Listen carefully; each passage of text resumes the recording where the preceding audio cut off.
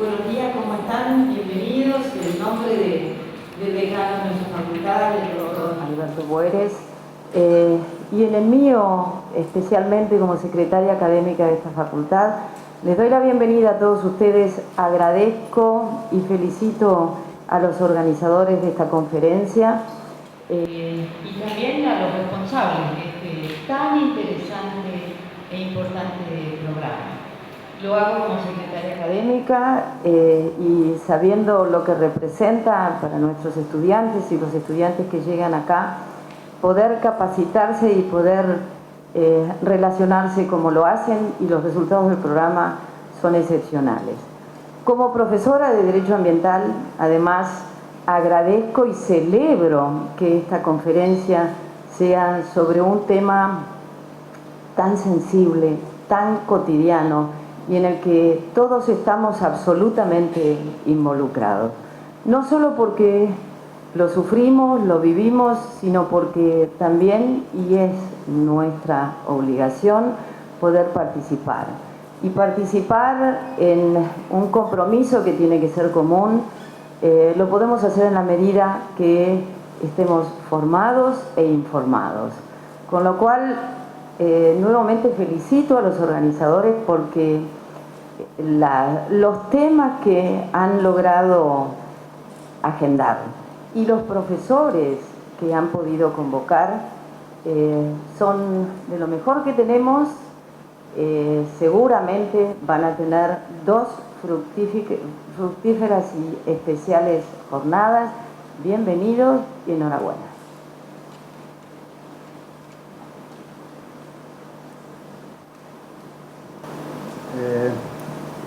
Buenos días. Esta conferencia, ¿se escucha? Es la quinta conferencia anual que hacemos en el marco de este programa.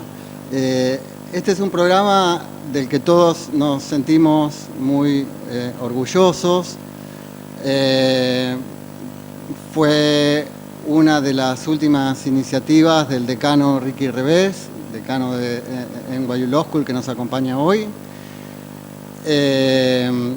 Y este es un programa que pone en el mismo aula a estudiantes de la Universidad de Nueva York y la Universidad de Buenos Aires, estudiando durante un semestre con profesoras y profesores argentinos y de la región. Y esta conferencia anual es parte de ese programa. Esta conferencia en particular la empezamos a organizar con Ricky en un café en el Village, y luego contamos con la ayuda en la coorganización de Florencia Saulino, doctora en Derecho y abogada de esta casa, y además la decana de la Facultad de Derecho de San Andrés, a quien le agradecemos mucho. Esta conferencia es una conferencia muy intensa, que dura 2 días, no tiene tiempo libre, y en la que discutimos a fondo temas que consideramos relevantes para el derecho y para nuestras comunidades jurídicas. Así que, bueno, también les doy la bienvenida. Yo soy el director local del programa y estamos muy contentos de tenerlos a todos aquí. Hola, no sé, ¿se escucha? Está. Yo soy Florencia Marota Wergler, yo dirijo el programa de Study Abroad de NYU acá, soy profesora de Derecho en la Universidad de Nueva York. Y bueno, como dijo Marcelo, es un programa que fue iniciativa de Ricky cuando era decano, y estoy muy contenta de ver lo que se ha convertido, que es un programa donde los alumnos con mucho entusiasmo pasan su último semestre acá en Argentina estudiando leyes, diferentes temas de ley latinoamericana, y las clases están diseñadas de una manera tal que los estudiantes de Derecho se reciben como una especie de máster en Derecho. Las clases funcionan de una manera complementaria muy interesante. Y otra gran ventaja de este programa es que, además de los alumnos poder tener la oportunidad de estudiar con estudiantes de la región y aprender la ley de una manera local y viviendo en el lugar, también permite a los profesores y a los académicos tener un intercambio anual de diferentes temas. Y esta ya es la cuarta o quinta vez, es la primera vez que tengo la oportunidad de venir. Es el quinto intercambio y estamos con muchas ganas y entusiasmo de continuarlo. Ya tenemos los próximos 2 años planeados, así que tenemos muchas ideas y bueno, muchas gracias por venir y bueno, estoy con mucho entusiasmo para aprender. No se preocupen que no voy a hablar de nuevo, sino que voy a tener el gran honor de presentar al doctor Ricardo Lorenzetti, que es el presidente de la Suprema Corte de la Justicia de la Nación Argentina y profesor de esta casa, que va a compartir con nosotros esta conferencia inaugural. Gracias, doctor.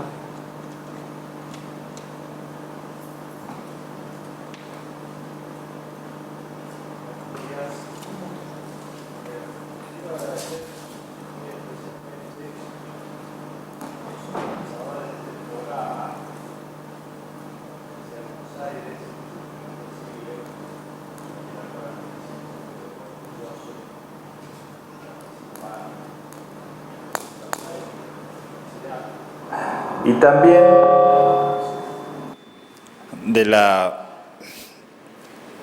me parece extraordinario el programa que han elaborado con la Universidad de Nueva York y la participación activa de Ricky Reves, que es una gran autoridad en materia ambiental. Recuerdo haberlo visitado en alguna oportunidad y haberme traído su libro y luego invitarlo a nuestro programa de Derecho Ambiental a la Universidad de Buenos Aires.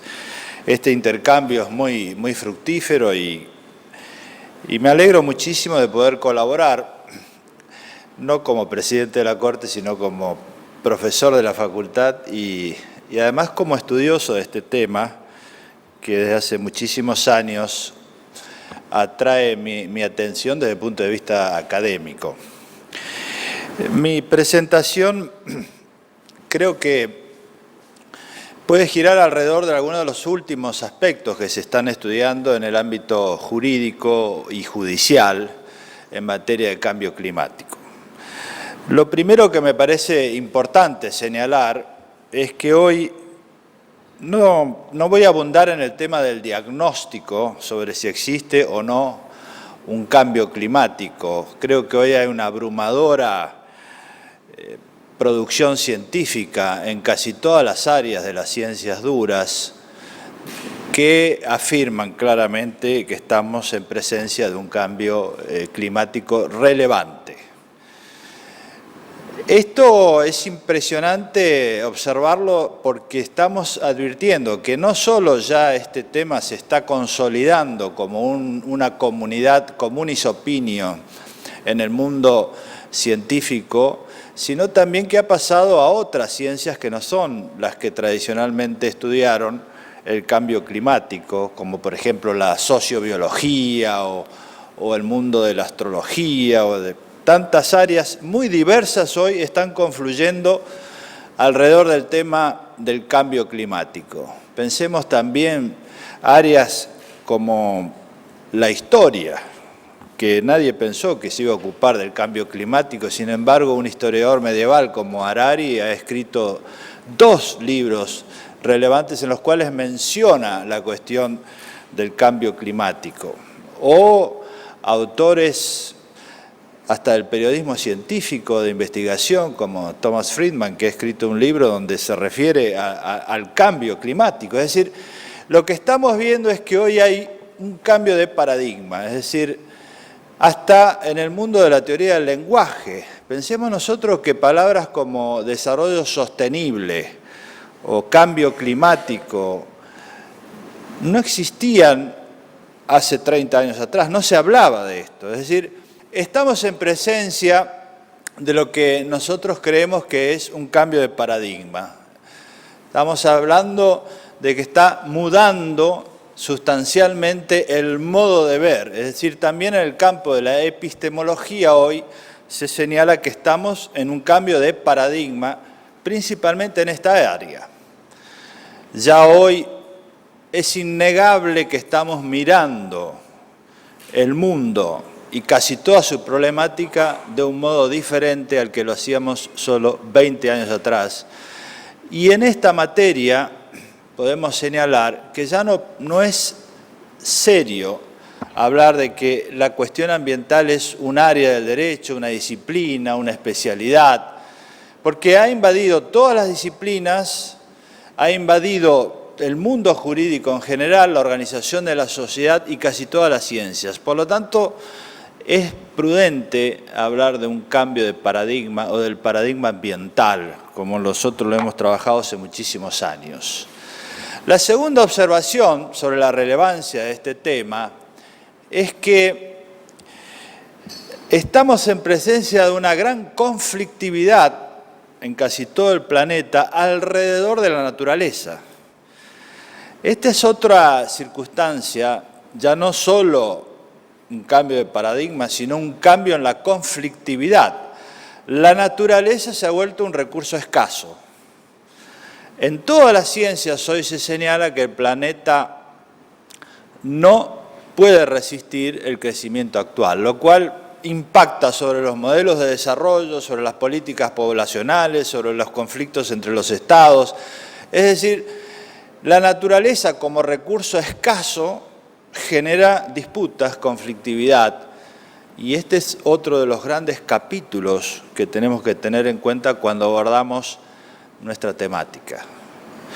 Si nosotros sabemos, yo lo menciono muy rápidamente porque no es el tema de hoy, que estamos frente a un cambio de paradigma y que la naturaleza es un recurso escaso y que la conflictividad es creciente, tenemos una buena parte que explica la creciente litigiosidad que hoy existe en esta materia en casi todo el planeta.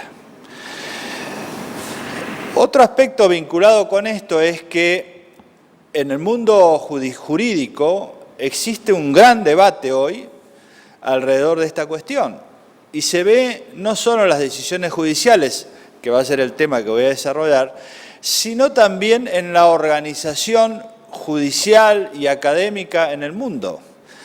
Hoy existen, por ejemplo, en el campo de la OEA, un programa especial en la Organización de Estados Americanos dedicado a la cuestión ambiental, cambio climático, global warming, específicamente dedicado a esto, y muchos jueces de la región, entre los cuales me encuentro, somos embajadores ambientales de la OEA, cuestión que era impensable hace 30 años. Naciones Unidas, ONU Ambiente, a partir de Río +20, creó un área especial de los poderes judiciales dedicada al área ambiental y hoy tenemos un Advisory Committee que integran 7 cortes del planeta, entre las cuales estamos nosotros, destinada a observar cómo evoluciona la litigiosidad ambiental. El Vaticano, luego de la encíclica, esa importante encíclica papal, Laudato Si, tiene en la Academia Vaticana un área dedicada a la cuestión del global warming o cambio climático y las cuestiones ambientales en general. Este año se terminó de constituir, ahora en el Congreso Mundial de Agua, el Global Judicial Institute on Environment. Somos 12 miembros, entre los cuales está la Corte de China, India, Inglaterra, Bélgica, Noruega, Argentina, Brasil, 2 de África. Es decir, la institucionalidad académica y judicial también está enfocándose en este problema. Y decíamos, no es habitual que ministros de Corte Suprema o decanos de Derecho concurran, porque normalmente cuando se hacen congresos generalmente son profesores, no, son respuestas institucionales. Es decir, que estamos frente a un gran tema si tenemos en cuenta que hay un cambio de paradigma, una litigiosidad muy creciente porque la naturaleza es un recurso escaso y una institucionalidad creciente también alrededor de la cuestión judicial. Entonces, la relevancia de este tema creo que es un elogio a la decisión de los organizadores de ponerlo como temática del ambiente, de este tema. Yo me voy a referir específicamente a lo que está ocurriendo en materia de decisiones judiciales, que es un aspecto que hay que estudiarlo con mucho más detenimiento del que habitualmente lo hacemos. ¿Por qué? Porque hoy, cuando uno examina los sistemas jurídicos en casi todo el mundo, ya hemos superado la etapa utópica, es decir, de las grandes ideas del ambientalismo verde. Hemos entrado en una etapa analítica, que es aquella de elaboración de conceptos en las ciencias duras, como la biología o cualquiera de las ciencias que ustedes tengan interés en el mundo natural, y el desarrollo de conceptos jurídicos. Hoy tenemos legislación, tenemos constituciones en casi todo el mundo que mencionan la cuestión ambiental, hasta participación de tribunales especializados en casi todo el planeta. Es decir, que ya la cuestión de que exista o no exista una ley no se discute. Existen normativas suficientes para señalar que en todo el planeta hoy tenemos tratados internacionales, tenemos leyes y tenemos instituciones adecuadas para tratar el problema. ¿Dónde está la cuestión central? La cuestión central está en la implementación, es decir, ¿cómo se implementa esa legislación? Porque cuando pasamos la fase declarativa, entramos en una cuestión muy compleja, que es decidir exactamente cómo se resuelve este problema. Yo voy a hacer un repaso por el derecho comparado, algunas decisiones, para que ustedes tengan un panorama de qué es lo que está sucediendo. Por ejemplo, una primera tendencia es la de la autorrestricción, self-restraint. Dos decisiones son clara muestra de esto. En Canadá, una decisión en la causa Amigos de la Tierra, Friends of the Earth, en la Corte Suprema de Canadá, la Corte sostuvo que la responsabilidad de la ejecución de la ley de aplicación del Protocolo de Kioto es del Parlamento canadiense. Y otra decisión en Noruega, mucho más reciente, de un tribunal de Oslo de hace 3 meses, en un caso donde se discutía la explotación de petróleo en el Mar del Norte, dice lo mismo. Esta es una cuestión que es discrecional de la administración y no de los tribunales. En ambos casos, la decisión de Oslo está ahora en apelación y probablemente la Corte Suprema, donde hay una gran ambientalista que participa de nuestro instituto, que es Ragnhild Noer, probablemente tenga otra opinión. Pero esta autorrestricción está dentro de una decisión política mucho más amplia de estos dos estados, que es desarrollar el Ártico. Esto es importante. Ellos no ven que el deshielo en el Ártico sea un problema, al contrario, es una oportunidad de desarrollo, porque van a comunicar en el Ártico entre Canadá y Noruega y Rusia la navegabilidad. Y entonces los tribunales se autorrestringen y dicen, este es un problema que tiene que resolverlo la política, es decir, el Parlamento en un caso o el Poder Ejecutivo en el otro. Una posición absolutamente contraria es la que está ocurriendo en numerosos tribunales a lo largo del planeta, que es mucho más difícil de definir con claridad y precisión jurídica. Me voy a mencionar una serie de casos en distintos países para que ustedes tengan una visión de cuál es el problema.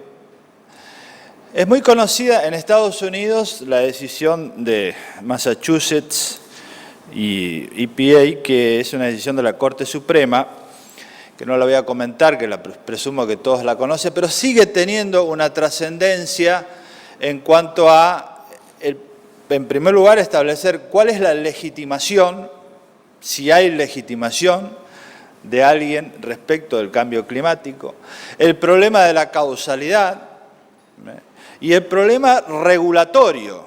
Son los tres grandes temas, ¿no? El problema si los jueces pueden tener participación regulatoria en las decisiones de un Estado. Pero esta sentencia también abre otros caminos y una decisión mucho más reciente, comentada por Mike Wilson, que es en un artículo que publicó el mes pasado. Mike Wilson es miembro de la Corte de Hawái. Él comenta una decisión de una jueza de distrito.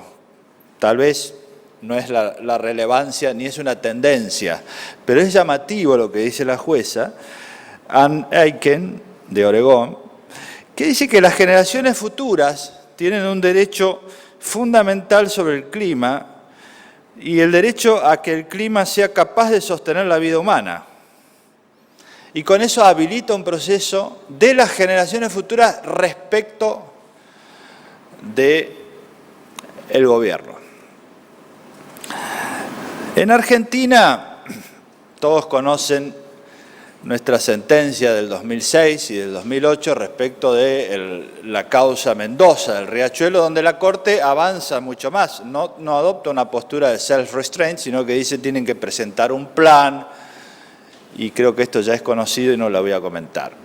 Mucho más reciente es la sentencia de La Pampa y Mendoza, donde la Corte trató específicamente el tema del agua, y si a alguien le interesa, tenemos material para dejarles. Pero las dos decisiones van en el mismo sentido, y esto es importante porque cambió la composición de la Corte, pero la idea de que no estamos en una posición de autorrestricción, sino que hay que avanzar un poco más, se mantiene. Entonces la Corte lo que dice en esta posición es: no podemos entrar en la administración a decidir cuestiones administrativas, pero sí podemos decir hay un derecho, está violado y tienen que presentar un plan para solucionarlo. En Holanda es muy conocida la sentencia en el caso Urgenda, muy comentada, tal vez una de las sentencias más comentadas en los últimos tiempos, donde la Corte dice que bueno, lo que se firma en materia de cambio climático debe ser cumplido por el Ejecutivo. Pero dar esta orden significa que el Ejecutivo tenga que cambiar el presupuesto. Esa es una implicancia extraordinariamente relevante en las relaciones entre poderes. Tampoco voy a avanzar mucho en esta sentencia que también presumo conocida. En el Reino Unido hay una sentencia Klein-Earth, donde está el voto de Lord Canberra, que es también miembro de nuestro instituto, estableció una orden obligatoria a la Secretaría de Estado de preparar nuevos planes de calidad del aire en virtud del artículo 23, de acuerdo con un calendario definido que concluye con la presentación de un informe sobre los planes revisados a la Comisión con fecha límite del 31 de diciembre. Mandato dirigido a la Administración. Esto en el mundo del derecho inglés es bastante innovador, ¿no? Pensemos lo que es la tradición inglesa. En Pakistán, para mostrar otras culturas jurídicas, el caso Legari versus Federación de Pakistán en Lahore, el juez que votó, ese juez y ahora es miembro de la Corte, dice que hay derechos fundamentales de las personas del Punjab, que es la región en la cual se había planteado la cuestión de cambio climático, y ordena crear una comisión para estudiar el cambio climático. Y no solo ordena crear una comisión, designó a sus miembros, que incluyen a un presidente independiente, representantes de los departamentos gubernamentales. En Colombia, la Corte Suprema, en una sentencia de este mes, del 4 de abril, fíjense lo que dice, entre varias, si quieren se las dejo porque la he traído.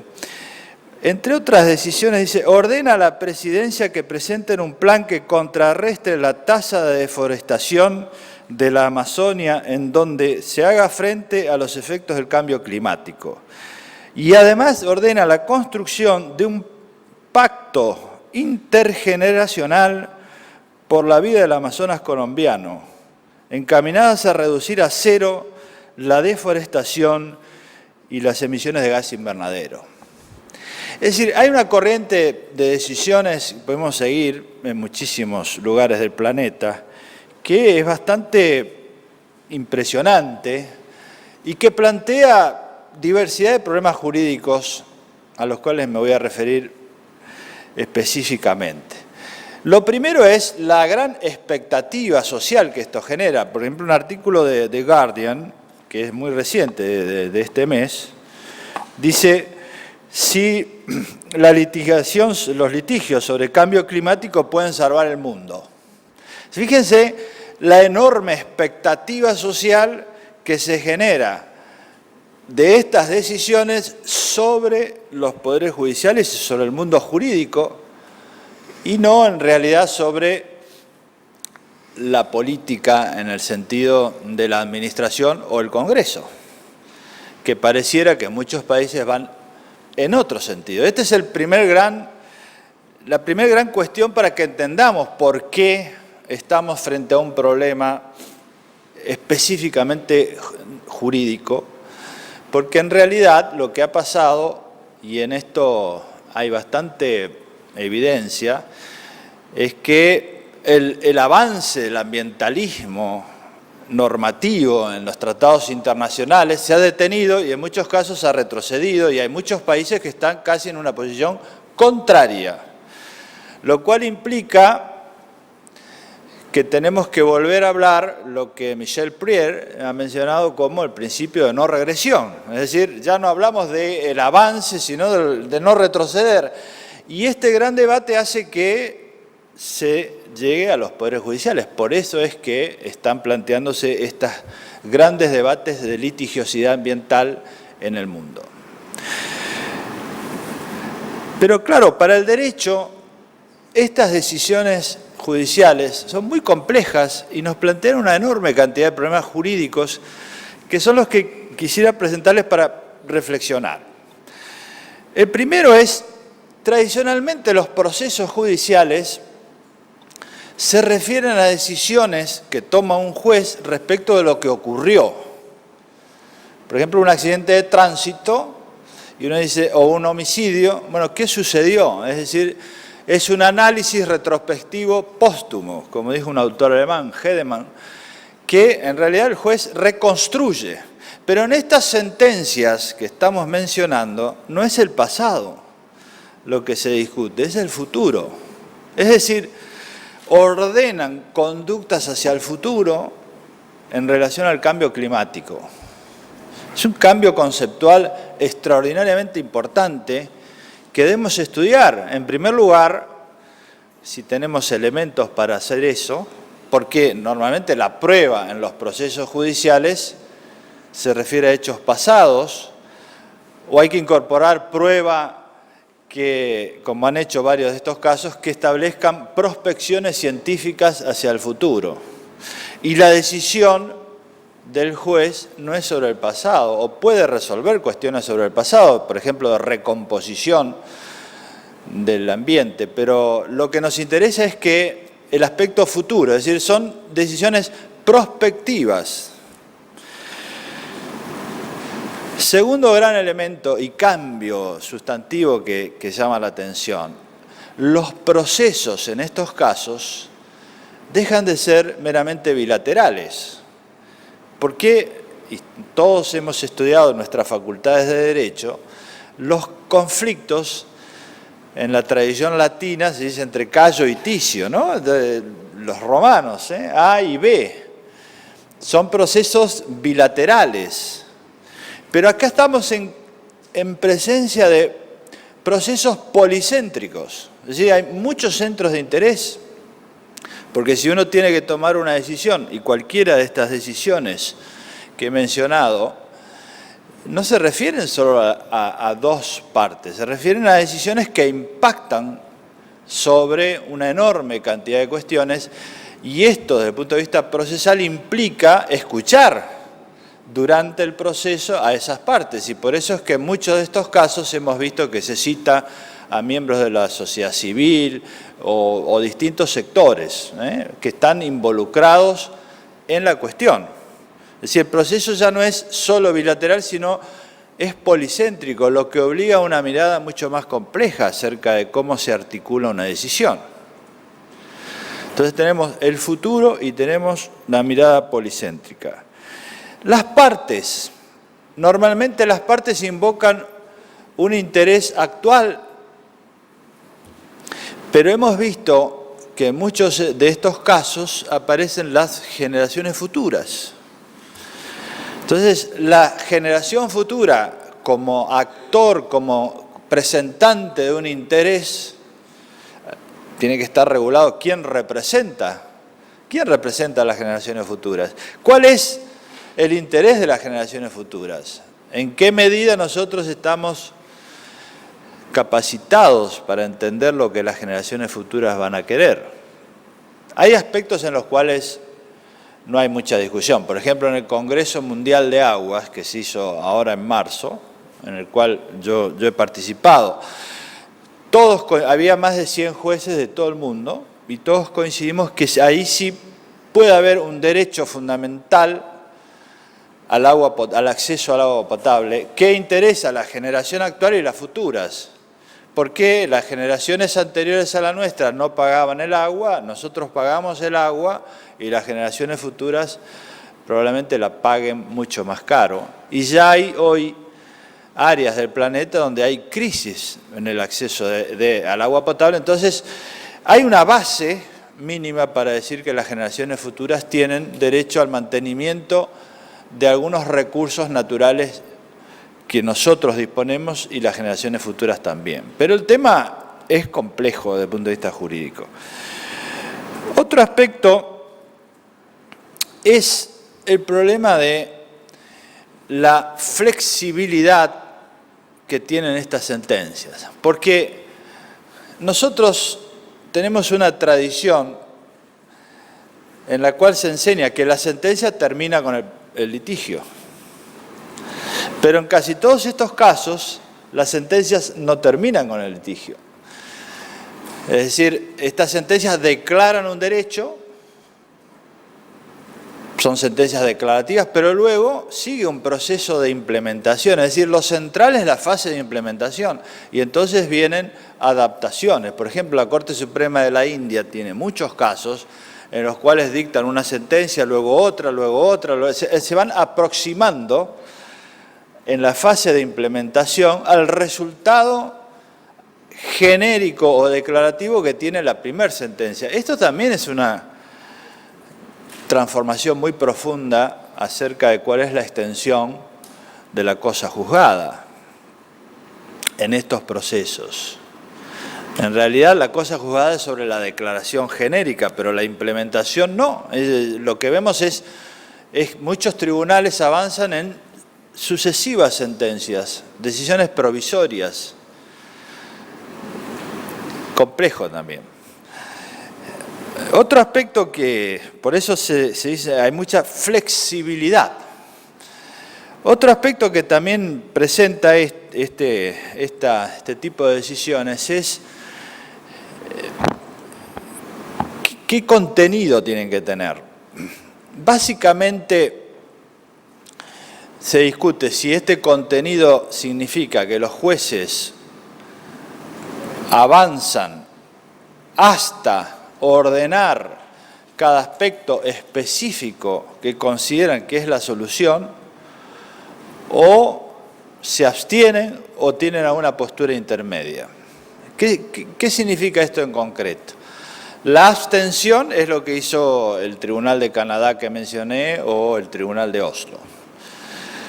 Avanzar es lo que ha hecho la Corte de la India en numerosos casos. Por ejemplo, uno que fue muy comentado en Delhi sobre el problema de la contaminación sobre la ciudad. Entonces la Corte ordena no solo terminar con la contaminación, sino que avanza y dice, bueno, hay que cambiar el modo en el cual la circulación de los automotores contamina el ambiente, y entonces hay que cambiar el modo en el cual se usan el combustible, pasar a otro sistema, y empezó cada vez con decisiones más específicas, sustituyendo a la administración. Esto tiene muchos problemas. En primer lugar, si la función de los tribunales es sustituir la administración. Nosotros pensamos que no. En segundo lugar, problemas propios del tribunal. Si tuviera 10 casos como este, tiene que montar un poder ejecutivo paralelo. Y problema de los tribunales colegiados. Si un tribunal colegiado toma esta decisión, que generalmente son procesos que duran varios años, y si cambian los miembros, ¿cómo sostiene la decisión? Pueden venir miembros que tienen otra posición. Es decir, problemas muy complejos que hay que tener en cuenta, sobre todo para que esta decisión sea sustentable también. Y la tercera posición que hemos adoptado en la Corte Argentina, y que creo que muchos otros tribunales, es procedimental, en el sentido de que lo que hace el tribunal es establecer una estructura de incentivos para que las partes lleguen a una solución, no avanzar más de eso. Esto significa, por ejemplo, que se ordena, como hizo la Corte Argentina en la causa Mendoza o ahora en la causa La Pampa, presentar un plan, pero no el contenido del plan.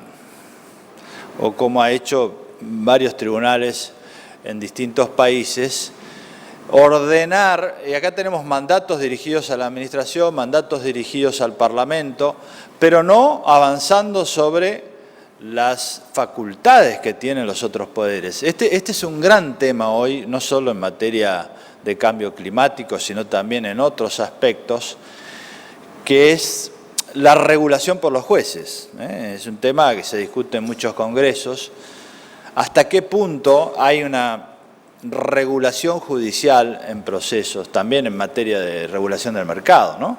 Es decir, este es un tema muy complejo, pero nosotros participamos de esta postura intermedia, es decir, uno puede establecer una estructura de incentivos adecuados para que las partes lleguen a una solución, pero no sustituirlas, porque esto es una suerte de paternalismo que finalmente hace que se debiliten las soluciones que la sociedad pueda llegar, porque es sustituida por los jueces, y no es esta la función de los jueces. Todos estos aspectos que, si se quiere, se refieren a la organización del proceso, la sentencia, las facultades judiciales, tienen un impacto muy grande también a nivel constitucional, porque cómo se concibe la división de poderes, hasta dónde los poderes judiciales pueden avanzar o no en este tema. Acá tenemos la postura tradicional. En muchos países es la autorrestricción, los jueces no pueden avanzar. Otros países tienen contempladas normas en las cuales los jueces pueden avanzar. No sería activismo, porque si está en las normas jurídicas es simplemente aplicarlas.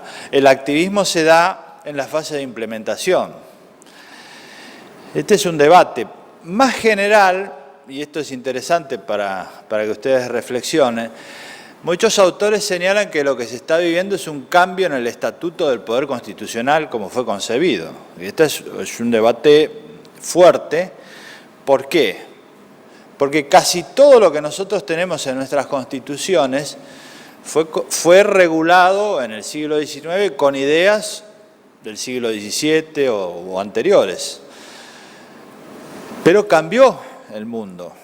Entonces, hoy tenemos un debate que pasa por decir, bueno, no se hizo nada nuevo en las constituciones acerca del Estatuto del Poder en los últimos 100 años y cambió, el siglo XXI está cambiando aceleradamente. ¿Qué hay de nuevo? Y acá hay un problema muy importante que es cómo funcionan los poderes.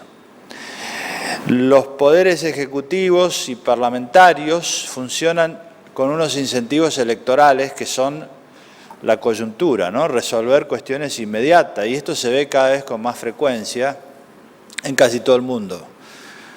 Entonces, si uno tiene que tomar decisiones en materia de poder ejecutivo o legislativo, en materia ambiental o en muchos otros temas, la estructura de incentivo es beneficios actuales y ocultar los costos, porque nadie va a ganar una elección diciendo que van a pagar costos actuales para recibir beneficios futuros de las futuras generaciones.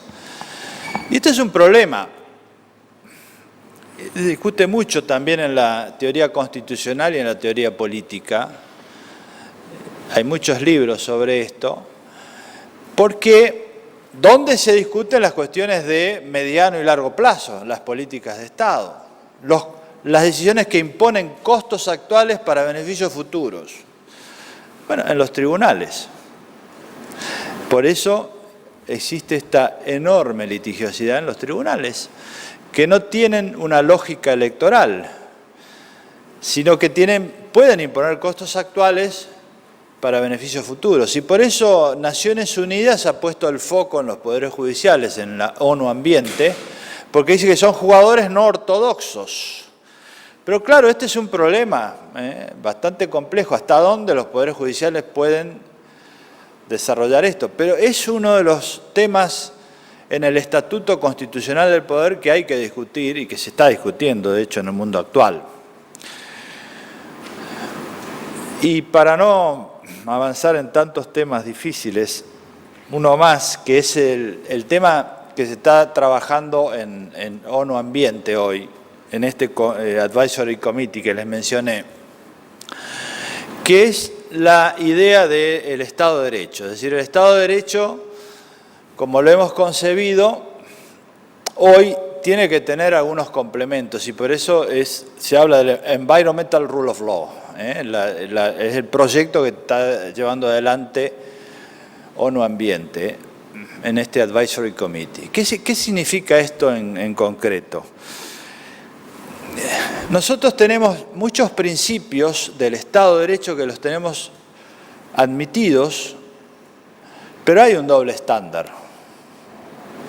Entonces, por ejemplo, si nosotros decimos que debe haber transparencia, gobierno abierto, acceso a la información, son todos temas que nadie discute hoy en el mundo, dentro del Estado de Derecho.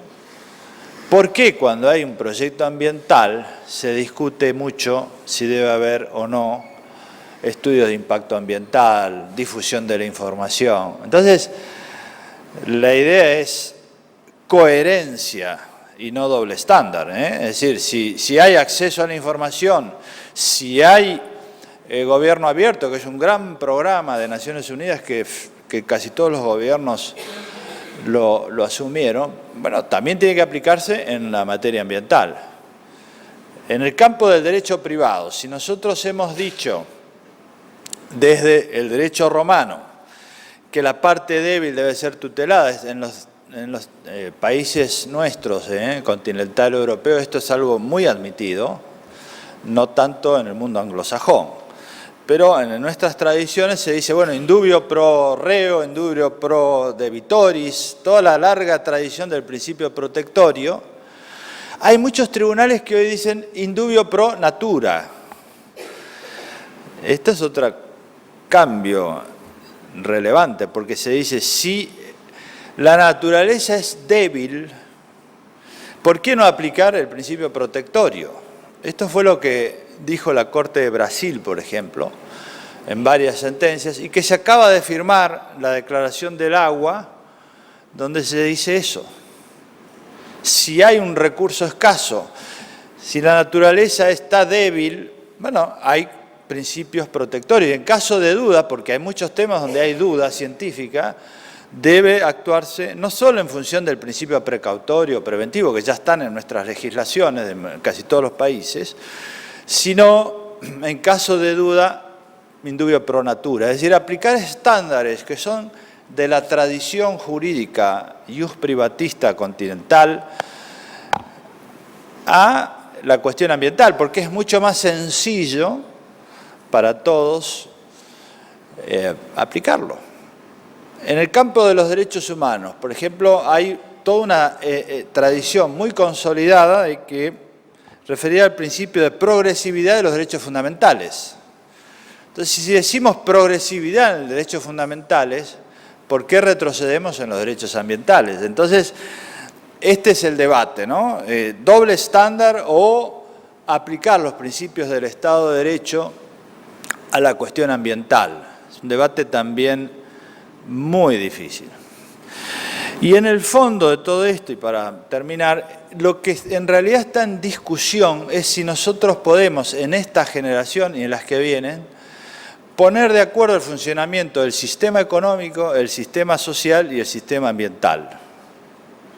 Esta es una concepción sistémica, porque si nosotros tenemos que los incentivos económicos van en una línea distinta a lo que resiste el sistema natural, o los incentivos sociales van en otra, hay crisis, hay conflictividad. Entonces, lo que se trata es de volver a articular los tres sistemas. Por ejemplo, en el sistema social, los derechos ilimitados de consumo, bueno, todos tenemos derechos a consumir, pero hoy se habla de consumo sustentable, es decir, una funcionalidad de los derechos individuales sociales. El consumo limitado, sustentable. En el área económica, todos reconocemos el derecho de maximizar las utilidades, pero hasta cierto punto.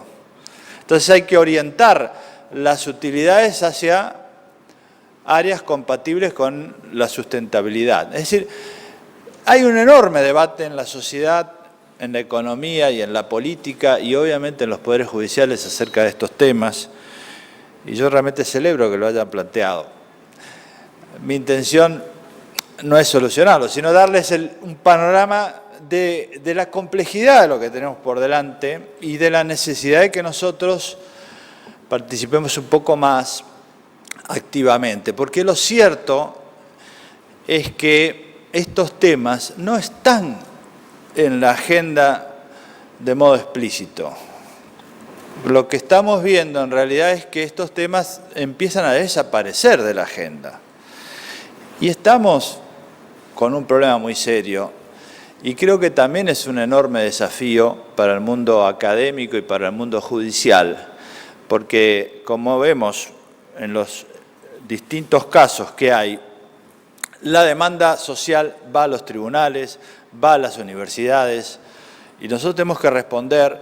Y hoy hay mucha innovación judicial acerca de estos temas, mucha creatividad. Claro, esto es heterodoxo. Tenemos que reflexionar jurídicamente sobre estos temas y saber cuáles son las soluciones más razonables. Por eso quiero concluir felicitándolos nuevamente. Es un tema en el cual todos tenemos que opinar y enfrentar la complejidad. Nada más y muchísimas gracias.